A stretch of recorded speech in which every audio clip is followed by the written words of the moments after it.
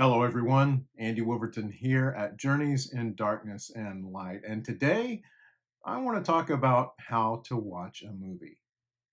I don't mean how to walk into a theater, buy a ticket, and sit down, or how to stream a movie at home or pop in a DVD or Blu ray. None of that. But rather how we watch and think about movies as narrative storytelling. A couple of years ago, I tried an experiment and it paid off and continues to pay off. This is nothing new, nothing earth shaking. It's probably a technique that you've used before. It requires a little bit of time, but it's nothing extraordinary. When I was taking a fiction writing course many years ago, the instructor said that very early in every story or novel, the writer makes a promise to the reader. That promise entails several aspects of storytelling, including informing the reader in certain ways that this is going to be a particular type of story. This certainly includes genre, but it also includes much more.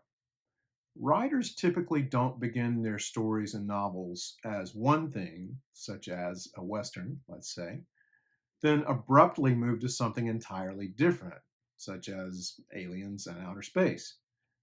Yes, these things do often happen, but sometimes not always with good results. Yet, sometimes it works. In most stories, if you establish a setting, a character or two, and a certain amount of conflict with some implied rules in place, you've actually made a promise or a contract with the reader, or in our case, the viewer. During those opening minutes, ask yourself, whose story is this? Who is this character the film is focusing on? What do we need to learn about him or her? Is the setting important? The time period in which it's set?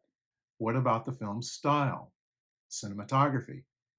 What about the music or lack of music? What are all of these things telling me about the film? Recently, I've watched a couple of movies and then gone back to rewatch the opening 15 or 20 minutes to see if such a promise or contract has indeed been established with the viewer, and if that promise has been delivered upon to the viewer's satisfaction. If something feels wrong about the movie as a whole, I suspect part of the problem is with the promise that was established or wasn't established during the opening minutes. Of course, this only goes so far. Most of us like surprises, but they're actually surprises that make sense within the context of the film. We feel cheated when we're watching a movie that contains either a deus ex machina at the film's conclusion, or makes no sense within the context of the film, or uses the cheap device, and it was all a dream. So try this technique and see what happens. I do this not only because I want to write about the films I watch, but also in order to understand better how they're structured. I believe that much of any film's most important components are revealed during the opening minutes. If you try it, let me know what you think. That's it for this time. Keep watching great movies and keep watching this channel. Thanks so much for watching, and I'll see you next time.